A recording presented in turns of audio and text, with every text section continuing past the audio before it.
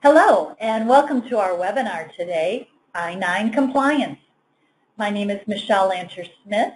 I'm the Chief Marketing Officer here at EPAY, and I'd like to welcome you to our webinar. Today, joining me is Anna Pajor. She is our HR consultant, certified and with lots of years of experience. So welcome, Anna. Thank you. I'm happy to be here and happy to talk about I-9 compliance. Well, we have a jam-packed session today. There is a lot of information to share with you, and we're so excited. Hopefully we can be a big help and you can get a lot out of this. We always like to hear from people afterwards, so please let us know. In fact, there actually will be a quick survey afterwards where you can tell us what you think. You're also going to get a copy of today's slides, a certificate for your SHRM credit, and the recording as soon as it becomes available. And of course, a short little survey. Won't take you very long at all. So why don't we go ahead and get started? Oh, you know, I do have a question for you, Anna. What experience do you have with I-9? Well, since I've worked with a lot of different companies as an HR consultant, I've seen really all of it. I've been asked a million questions when it comes to I-9s, and I'll talk about some of those horror stories more later today. Okay, I can't wait to hear them.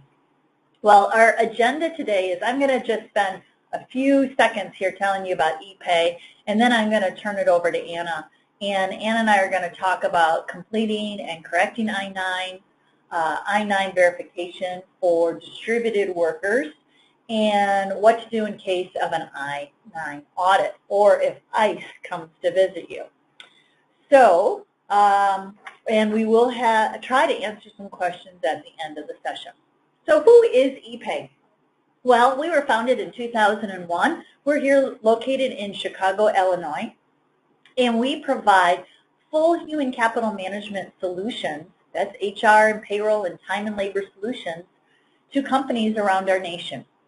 We specialize in serving clients with an hourly workforce and clients that have employees typically that are blue-collar, hourly, move from site to site, customer to customer, and they'll have lots of work sites.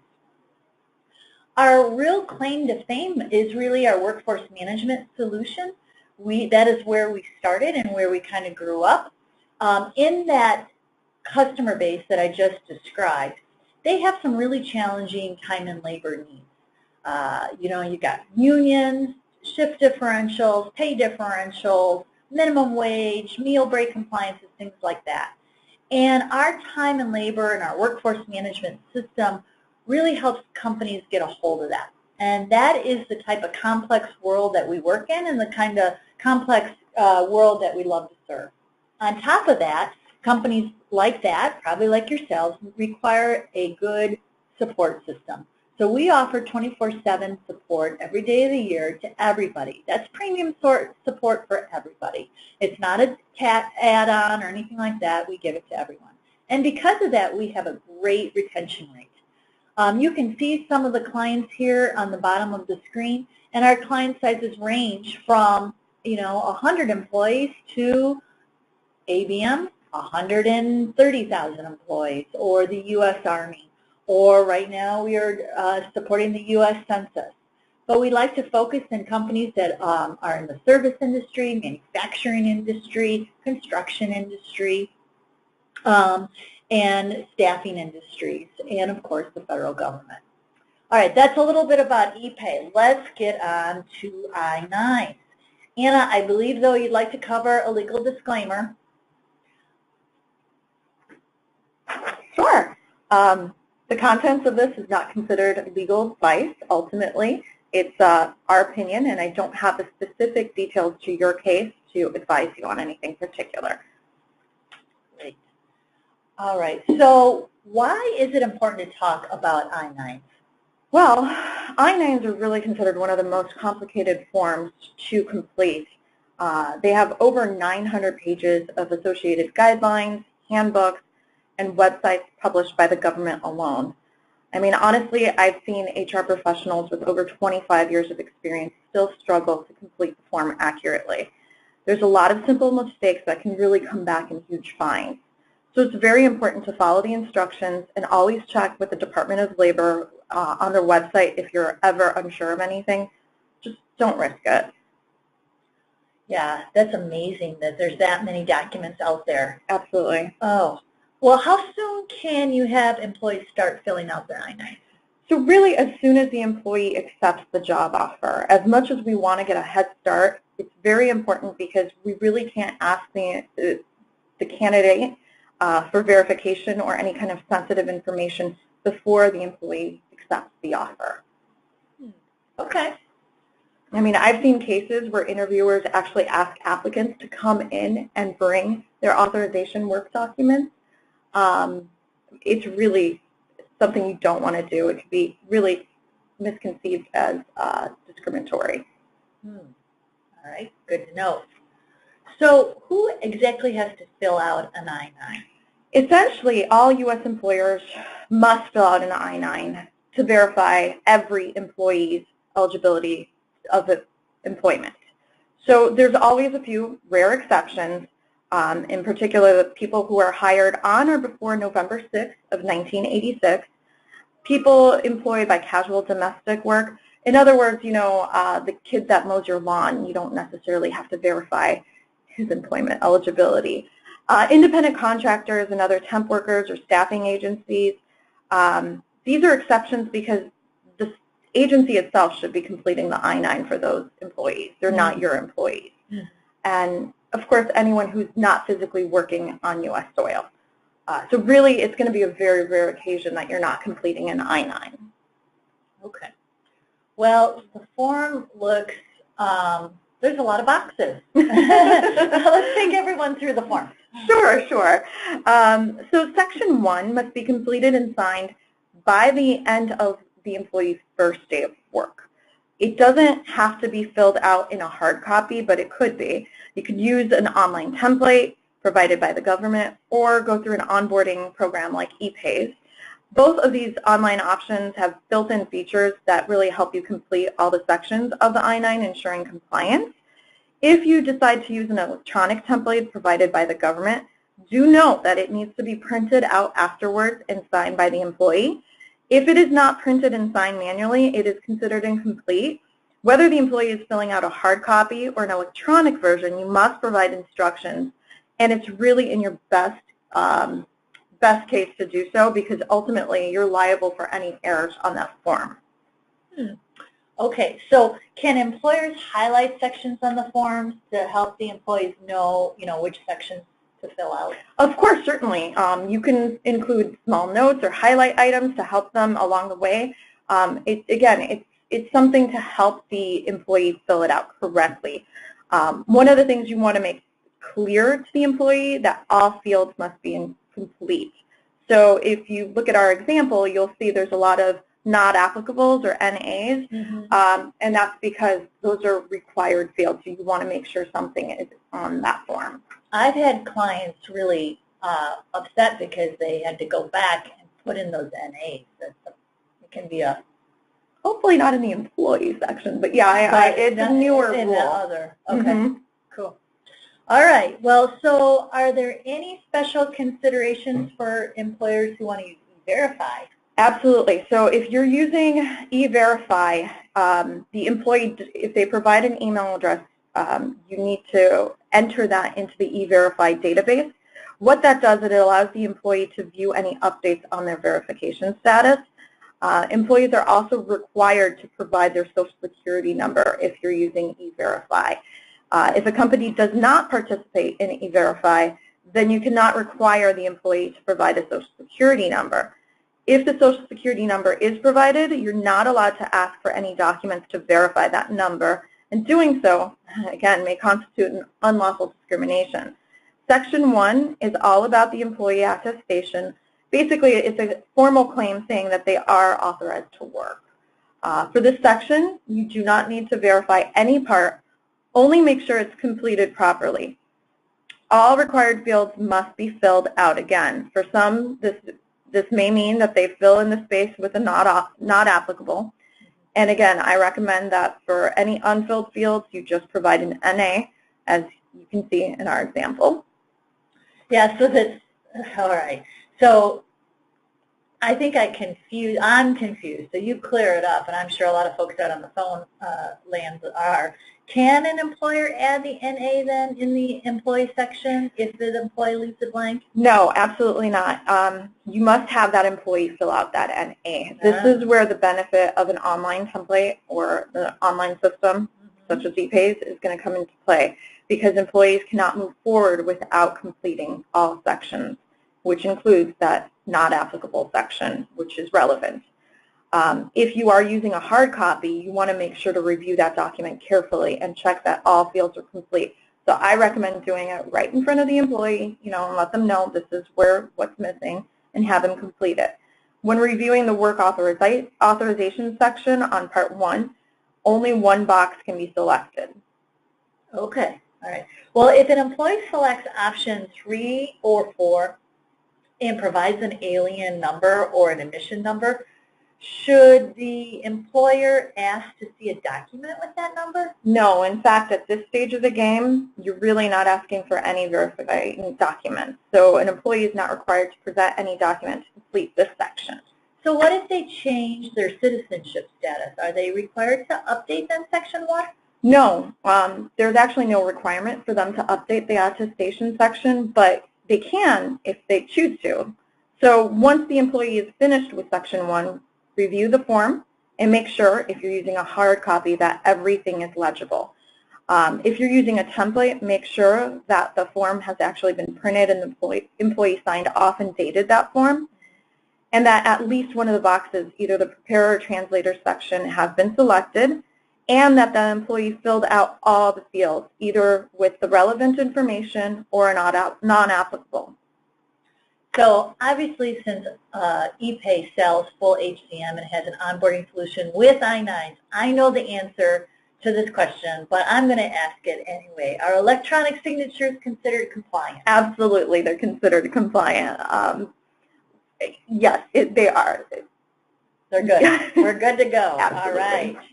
Easy peasy. A lot easier than paper. Oh, yes. For compliance, definitely.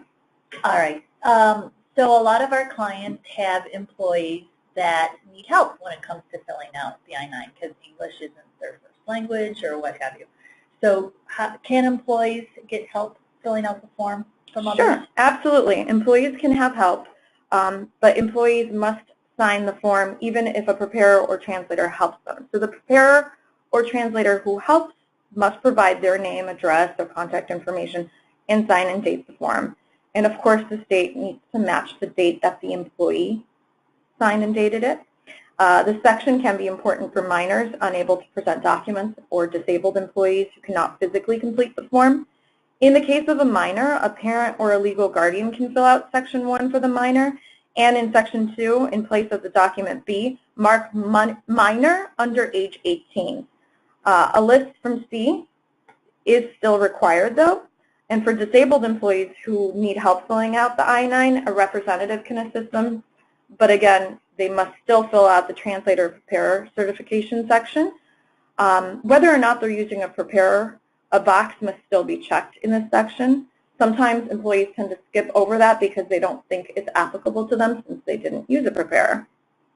So, all right, about a preparer question, and I asked this kind of earlier. If the employer does highlighting, in the sections, is that considered a preparer help?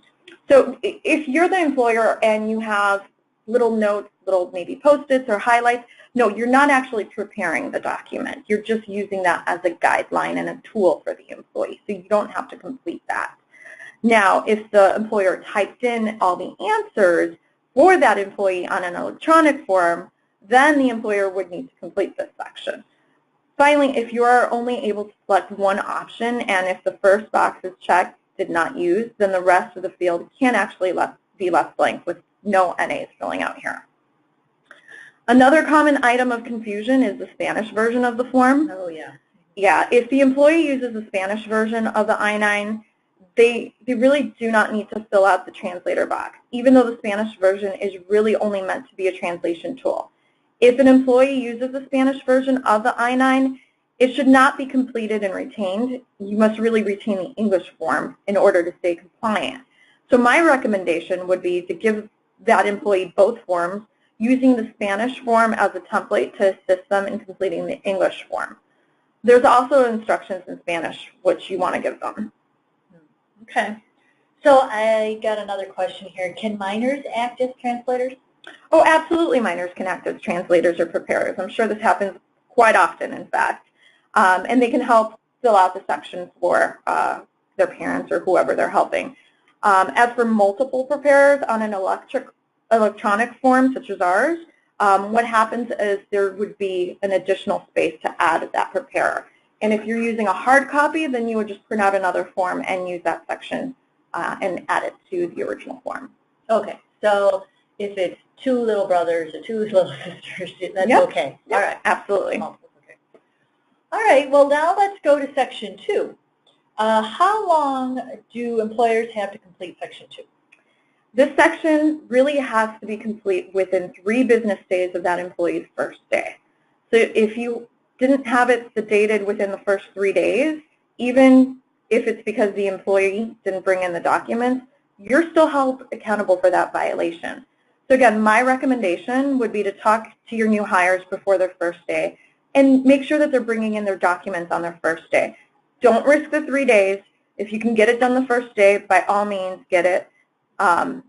You know, let's run through the steps you need to complete the form and make sure that we're ensuring that all the documents the employee presents is on the list of acceptable documents.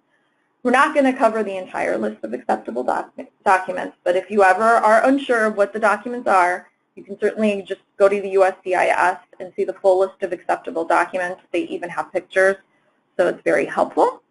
But there's really 3 types of documents that the employees can bring in. First is a form on a list A of the documents, which establishes the identity of the work authorization. The most common A document is a passport or a passport card. List B document is only one that establishes an employee's identity, such as a driver's license or a state ID. And lastly is the List C document, which really establishes the work authorization. For most U.S. citizens, this is the type of document would be like a Social Security card. Mm-hmm. Yeah. Yeah. Okay. So 3 and 3. You've got 3 days to get it done, and there are 3 types of documents. Correct. Okay. What if they have a lost document? Can you accept a receipt for a lost document? You certainly can. Another important note about documents is you cannot require an employee to bring in specific documents. So you can't tell them, you know, bring me your passport or bring me your driver's license and your Social Security card.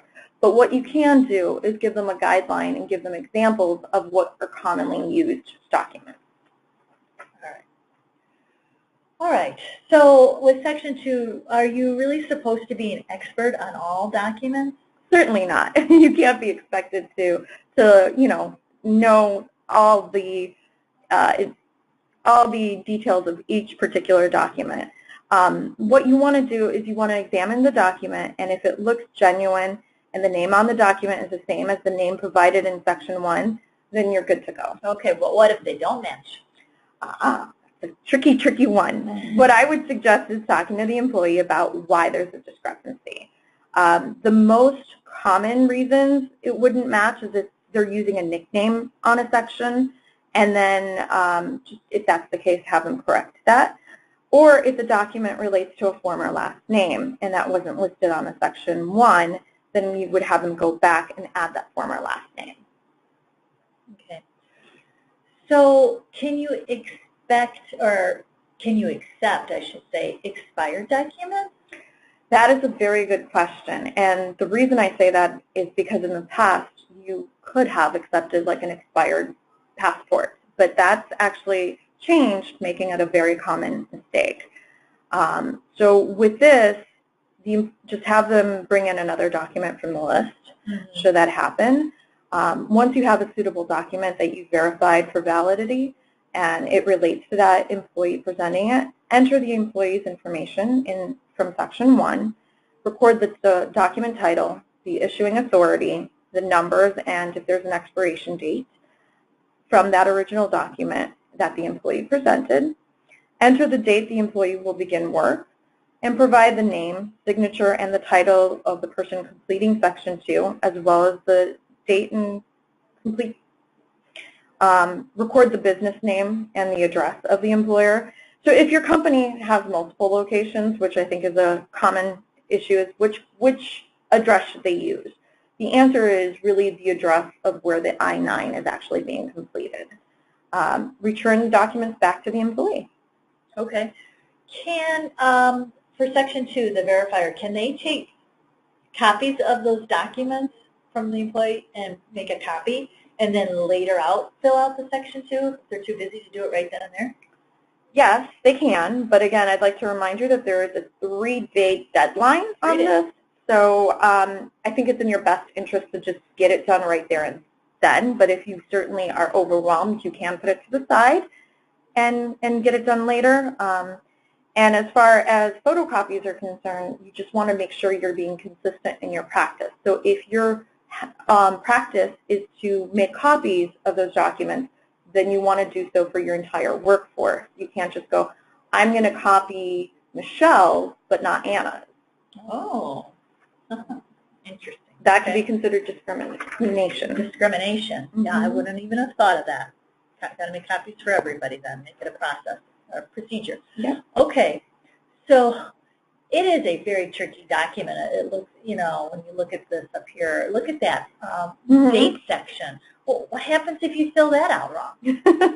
Well, it's recommended to use the American date format, like shown in, you know, in the highlighted section here of the instructions. But other formats are certainly acceptable as long as it's clear which format is being used.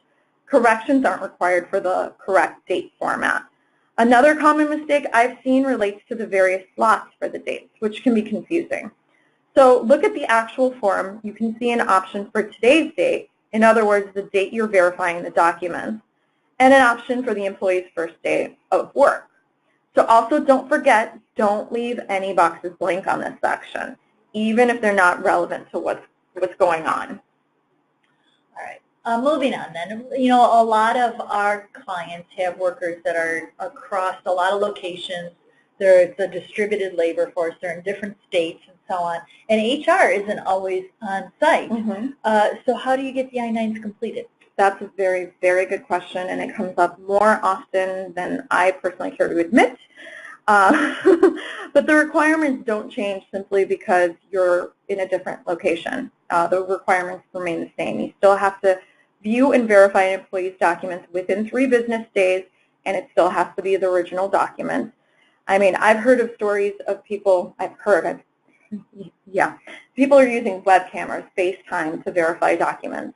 Know that this is really not acceptable and not compliant. Photocopies are really not acceptable for any of these documents.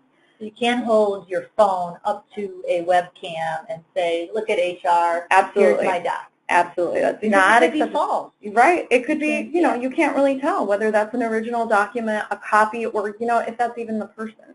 So don't do that. You've got to get it in person. Okay. Got to get it in person. And I know this can be a challenge, especially if you have a distributed workforce. So oftentimes this is going to fall into an authorized representative. And what ultimately an authorized representative is someone you're authorizing to complete this form on your behalf. But really be careful as to who you pick, because those mistakes could cost you in the long run. So this is often going to be the site manager. So if you have a site manager, you want to train them on how to complete these forms. And if it's not, then, you know, next best thing would be maybe a notary or maybe an HR connection that you have. But I do want to kind of caution people about notaries, because their very first instinct is to notarize that document. Beware of that. They're not to notarize this document. And in fact, I found that notaries in particular are going to need a lot of hand-holding. Oftentimes they really don't know what they're doing with this document. You really need to walk them through what needs to be done. Okay. Well, I'm sure, you know, a lot of folks are wondering, I guess they're going to be a great employee, but they don't bring in the paperwork, and 3 days and I'm going to miss the deadline. I don't want to lose them because I can't get somebody else, but do I have to term them or can I just make them inactive? So I completely understand, and this unfortunately happens more often than we'd like it to happen. What you want to make sure you're doing is that employee is not working before you've reviewed their documentation. So if it's the case, you don't necessarily have to terminate them. You can put them into an inactive status, but you want to make sure that they're not physically working until they've been verified. Inactive status. Okay, well that's reasonable. All right, so let's move on then. Section 3. Yeah. What's that all about? This section, it does not need to be completed for new hires. So for every new hire, you can leave this section entirely blank. No NA rule. Yay! No NA, yay! Yeah, and the reason for that is you want to leave it blank so that if you're re-verifying a rehire, it comes up in the future, you have that blank space here to use. So there's 3 reasons to use this section. To re-verify expired documents, to update an employee's name change, and to complete rehire instructions.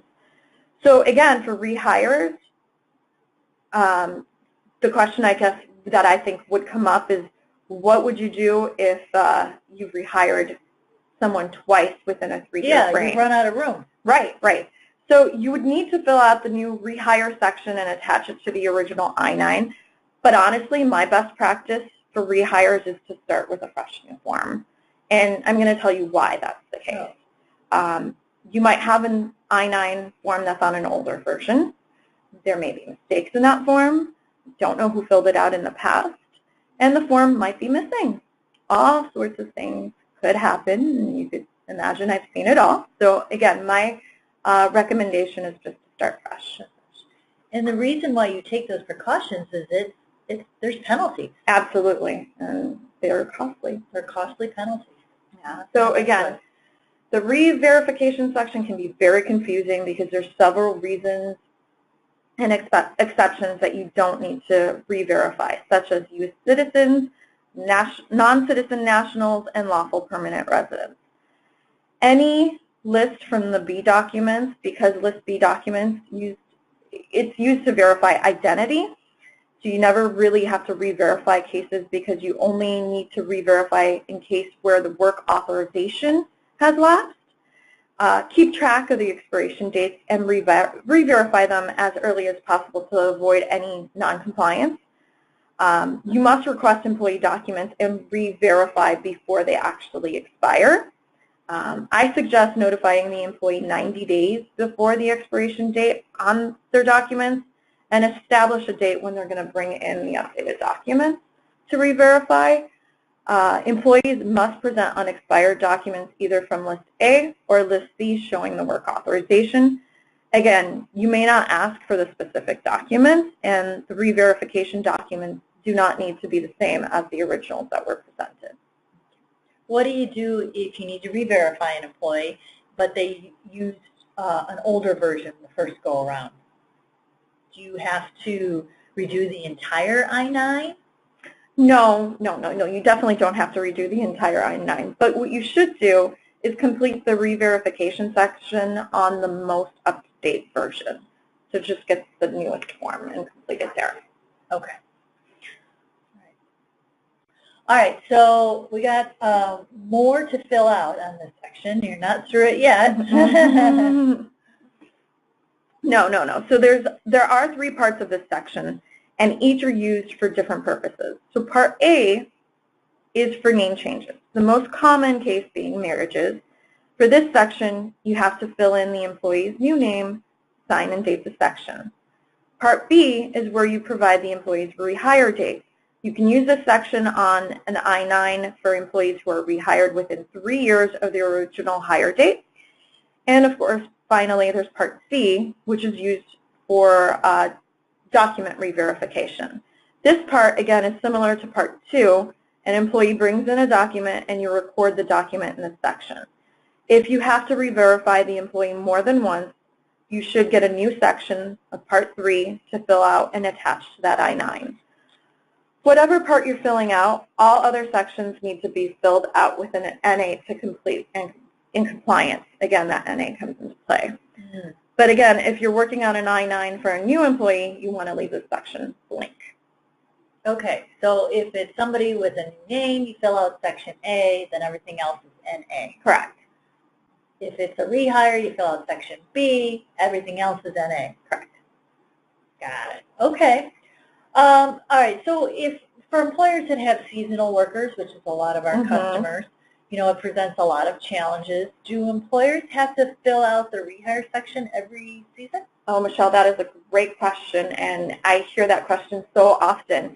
I actually had to look this one up the first time it was asked, but essentially no. For seasonal employers, they don't have to complete the rehire section for returning seasonal employees. But it all really depends on their practice and how they treat their seasonal workers at the end of the season. If you're marking them as terminated, then you may have to complete a new hire or rehire section for every season. But if you're marking those employees as inactive with an intention of continued employment, and this is per the DHS regulations, then you don't have to fill out a new form. You can just refer to the USCIS if you have any other questions on that. But, yeah. Okay. Well, correcting your I-9s. Hopefully, from all of these things that Anna's talked about, we kind of convinced you probably should do an I-9 audit and look at your procedures. So when you are going through your I-9s, how do you correct them if you have to make corrections? The best way to correct the form is to strike through any incorrect information. Enter the correct information and then initial and date that. Do not use whiteout. Please, please, please. Mental note, do not use whiteout. Whiteout removes any record of any changes made, and doing so is going to lead to an increased liability for you. If you have previously made any changes in whiteout, instead just attach a note to the corrected form explaining what happened, and be sure and sign and date the note. Whatever mistakes or changes you make on an I-9, these should always be signed and dated and explained in some fashion to keep an audit trail intact. Another NA question. The NA rule is new for a lot of employers. Can you go back and edit your I-9s and add in all the NAs? That's a great question. Yes, but again, you have to kind of keep in mind that correcting the process mirrors the original process. So you, as the employer, may only correct sections that pertain to the employer, so Section 2 and Section 3. For any issues you discover in Section 1, you really need to go back to the employee to have them correct that error. So to correct multiple errors, you can redo the section on a new form and attach it to the old form. A new I-9 can also be completed if major errors need to be corrected. And again, a note should always be included in the file regarding the reasons you made the changes to an existing I-9 or completed a new I-9. Okay. So when you're doing a self-audit, do you have to go through all the termed and active employees? You really should, and you should go through all the sections as well. For the termed employee files, you can sort through the ones that you no longer need to retain them. But for the mistakes that you do find, just put a note showing that this was a mistake that you found and you're not able to make the correction because the employee is no longer with you. Okay. The good faith effort will benefit you in the case of a government audit. So I guess that goes to my next question. How long do you have to keep the I-9? This is a great question, and to stay compliant, you want to retain an employee's, let me repeat myself here, sorry. To stay in compliance, you must retain an employee's completed form for as long as that individual works for you and even after their employment has ended. In the case that they've been terminated, it's either 3 years after the date of hire or 1 year after their date of employment is terminated. So here's an example. We start with an employee's first day of work. Then we add 3 years to that date. Next, take the date of termination and add 1 year to that date.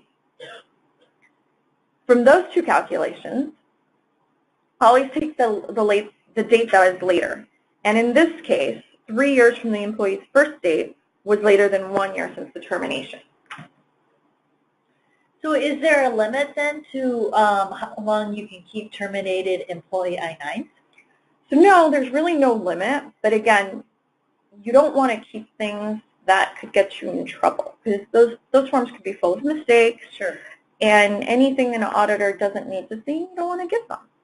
Save yourself a headache. Keep it simple. So one trick I use, I'll share with you guys, is when you're processing the employee termination, set yourself a reminder in the calendar, 1 year or 2 years, whenever the date is that you need to remove their I-9 from their files. That way, it keeps you compliant. Okay. So since I-9s contain personal information, right, about your employees, how should you store your I-9s? No matter how you choose to store the I-9s, you want to make sure that you're able to present them within 3 days of being requested. So if you're storing original paper or hard copies, you must keep them separate from the employee personnel files. I'd recommend maybe a binder of current employees and then a binder of past or terminated employees, and make sure, please, please, please, make sure that they're locked up securely. If you're using an electronically storage system, that also comes with certain safeguards that you need to consider. Any storage system must have ways to prevent unauthorized access. You want to be able to ensure that there's an audit trail, that there's no altering or changes. There's a way to track the changes that are being made and can be accessed by anyone to inspect the forms. Include a quality assurance program, and a detailed index is always helpful, particularly when it comes to records, so that you can easily access them. And make sure you're producing a high degree of readability when displayed on screen or reproduced on paper. Are you required to retain the original I-9 forms with signatures, or will photocopies or fax copies work? So employers who complete and retain the I-9 in paper format really should retain the original documents, handwritten signatures. Photocopies are really not acceptable. Employers may choose to scan them and upload the originals, as long as they're the original signed forms, to retain them electronically. On these forms, you want to make sure they're securely stored in an electronic format, and the original paper form can then be destroyed. But again, I want to caution you, because it's a little bit harder to correct once they've been scanned in, so make sure that they're mistake-free when you're scanning those in. Well, it sure seems like it's a lot easier to go with a system that has I-9s within the envelope. Absolutely, absolutely. I honestly cringe. I cringe at the thought of paper I-9s, because there's so many mistakes that can be made. And with our system, it doesn't let you move on if you don't put an NA where you're supposed to put an NA. The electronic signature is good. It's stored right there. It's secure. People Absolutely. can't see it if they're not supposed to see it. Absolutely. Gets rid of all the headaches. All right. Well, with I-9s comes some other scenarios, some not so good. What happens if ICE shows up at your office? What should you do, and what are your rights? Worst case scenario, right? Yep. Always, in my opinion, it's the best defense is prevention. So have a designated officer appointed to coordinate between agents and your company's own legal team. And you know what? Train your front-facing personnel, the receptionist, the secretary, whoever's at the front desk. Train them as to who they need to contact and what to do in a case of a site visit. Company-wide, you should issue a set of standard operating procedures so that the employees know their rights. Work with your immigration counsel to set up best practices and standards for your own company. When faced with ICE agents, always contact your immigration legal counsel. Read any warrants presented, and make sure that warrant, check if it's signed by a judge or if it's just a Department of Homeland Security warrant. What are the locations to be searched, and what items are being subpoenaed? Know that you do not have to answer any other questions, and you can request legal counsel if you're required to act as a representative for your company. This extends to your employees as well. So any questions from agents about your employees' names, their documents or identifications are not required to be answered, and employees can decline. All right, I know this may seem like a silly question, but I've heard it before. Can you film the officers when they are on site? That is not at all a silly question. That is a very good question, I think, because it's going to vary from state to state, but most often you can, even if the officer tells you you cannot record them, but you want to be sure to check the status in rulings in your particular state. No matter what the state ruling is, though, you can always take notes of their actions, where they went, who they talked to, a list of their officers, whatever was present, etc. This is your right, and they can't take these notes from you or make you stop taking notes. And I would highly recommend taking notes and getting photocopies of any paperwork that they flashed you. So are there different types of site visits that ICE makes? Absolutely. There are work site raids and audits. And knowing what to expect in either situation can help reduce the risk of a violation and, of course, your stress. So in the case of an ICE raid, you will not have any notice or warning, and agents will most likely enter with a judicial search warrant. They're yep, there. They're right there. Warrant, let us in. Yep, here you go. So if you look at our example here, you can see that this comes from a court. This means that it's actually been signed by a judge and it's followed due process. With this warrant, officers can arrest unauthorized workers, they can enter private areas of your business, and seize relevant documentation. Only if they're listed, of course, on that warrant. Officers are allowed to request original documents rather than copies, but it's your right to make copies of whatever documents they're taking. As they're leaving, officers should also leave you with an inventory of any property and employees arrested. And in the case that the agents enter into your business for not a full-scale raid, but rather they're only seeking out a specific employee for removal or deportation, they're most likely entering with an administrative warrant. And the difference here is important because this warrant is not signed by a judge and has not passed through due process. So it has a limited reach and scope. As you can see on the example for this warrant, it comes from the Department of Homeland Security. Looks more like a memo as opposed to an official legal document, in my opinion. When agents are entering under this warrant, you have the right to deny them access beyond your lobby, and you're not required to tell them anything about any specific employee, such as where they're at, or even if they're working that day. So let's talk a little bit more about raid versus audit. Okay. So an audit is similar to a raid in that you will most likely have no idea that one is coming until they actually show up on your doorstep. In the case of an audit, you would receive a notification of inspection, which often is in the form of a subpoena for your I-9 records, and other documents required to verify your compliance. If violations are discovered during the inspection, the employer is always given a warning or notice of an intent to fine. At this point, the employer has a chance to either negotiate a settlement with ICE or request a hearing before the office at the Chief Administrative Hearing Officer within 30 days of receipt of that notice. So let's talk about some of the penalties, the consequences for I-9 violations. Oh, yes. Those are big. Yeah, and that's why we're all here today. Right, right. So averaging over $2,000 per violation, the cost for an I-9 violation and other civil fines are really high, amounting in a total of $105.4 million in 2017 alone. And statistics are pitting 2018 enforcement actions at 50% higher fines. So they're even higher. We don't have the full number for 2018 just yet. But hiring employees without complying with the employment eligibility verification requirements is a violation of the law. And if you fail to properly complete or retain the I-9s, you could definitely be subject to civil penalties. And in determining the amount of penalty, the following factors may be considered. A, the size of the business, whether or not the good faith of the employer, and the seriousness of the violation, whether or not the individual was an unauthorized alien, and the history of previous violations of the employer. So note that criminal penalties may also apply in the event the employer engages in a pattern of practicing of knowingly hiring or continuing to employ unauthorized aliens for engaging in fraud or otherwise misusing identity documents. So it's very, very serious. Okay.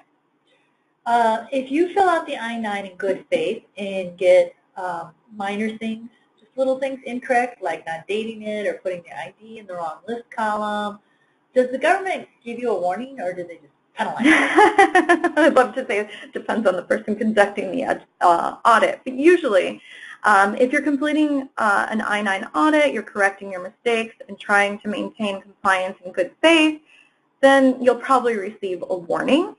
Again, in determining the amount of the penalty, what's considered is the size of the business and all that wonderful stuff that I just talked about. Yeah. Okay. Wow. So much. So much. So much. Well, we've got some questions coming in. Okay. So, can you be penalized if the employee or even the employer writes outside the box? I mean, you said the employer can take notes. So what about the employee? Can they write outside the box? Are they writing outside the box the information that's supposed to be inside the box, or are they just taking notes? Or we don't know. Well, I'll answer both. So if they're just writing notes, that's fine. Again, the document just needs to be clear and legible.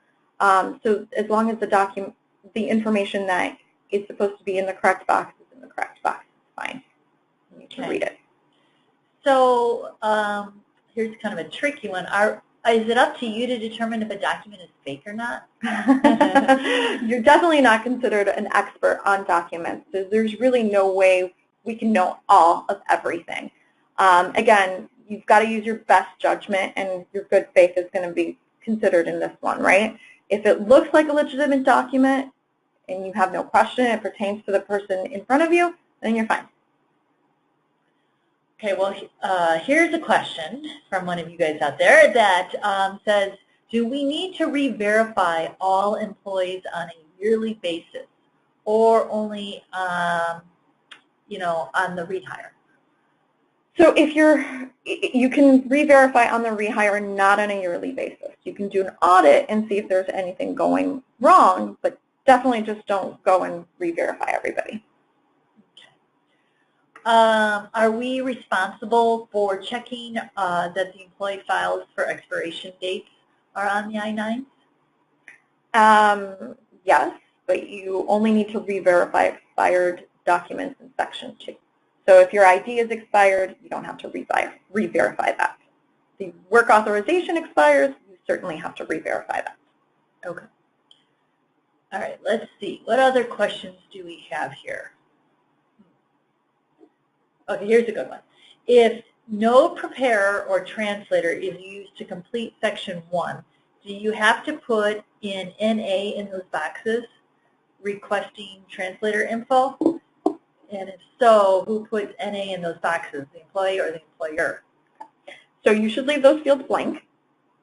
That's one of the beauties of the form, one of the very few.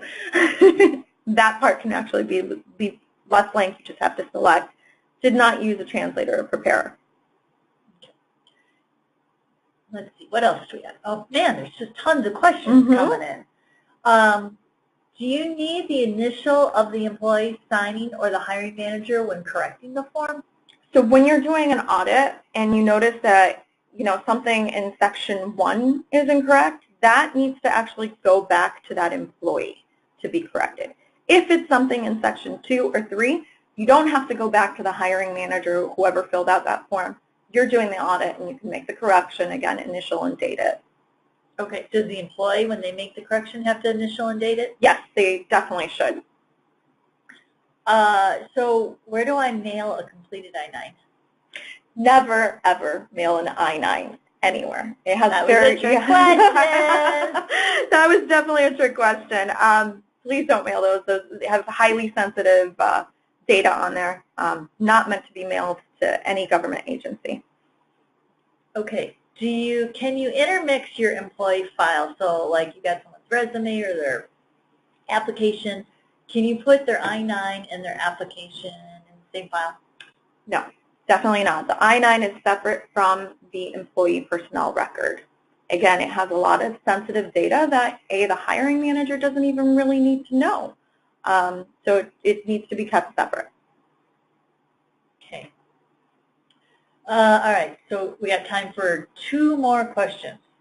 So this one's to ask, I have 100+ employees that have been employed for at least 5 years.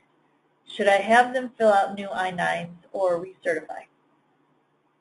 So you have 100 employees that have been working with you for 5 years. You wouldn't want to go ahead and have them all recertified or anything like that unless you find an error and you need to, correct the error in the audit, but that's more of an audit. That's not a recertification. You shouldn't have your entire workforce complete all new I-9. You're done. You hire them, they're still working for you, you're done. Yep. As long as they're filled out right. Correct. As long as you have the I-9. That's the trick. You have to have the original I-9. Okay. All right. So last question.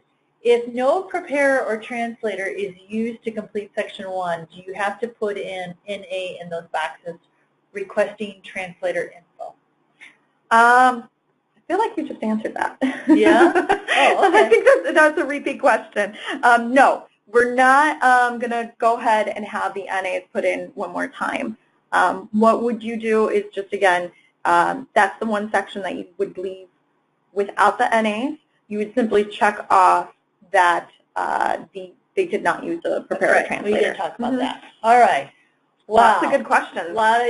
Good questions. Thank you, Anna. What a lot of great information. Thank you. Thank you guys for being so active. Well, we are about at an hour, and I just want to thank everyone for joining us, and thank you, Anna, for your great information. It's been a great session. When you exit today, we're going to ask you just a few quick questions. And then, we'd like to show you more about our system where you can get this all automated and not have to deal with some of the issues that we talked about.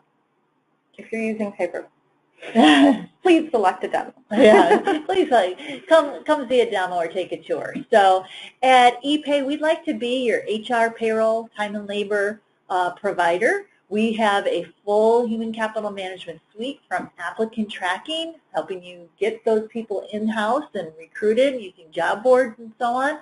A human resource management module with onboarding, which of course includes I-9s, electronic I-9s, and also all the other reporting that you need like OSHA and EEO and so on, workers' comp.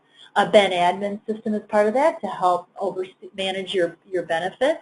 Of course, a flexible time and labor and scheduling, payroll and tax. We handle the payroll for you and do the taxes and the ACA along with that.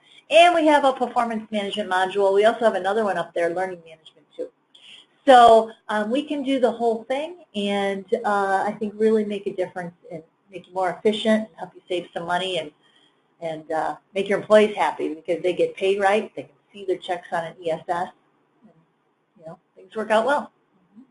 Cool. Well, great being with you today. Again, my name is Michelle Lanter-Smith. This is Anna Pajor. Thank you for being with us. Thank you, everybody. And at EPAY, we'd like to be your human capital management provider. Have yourself a great day. Thank you.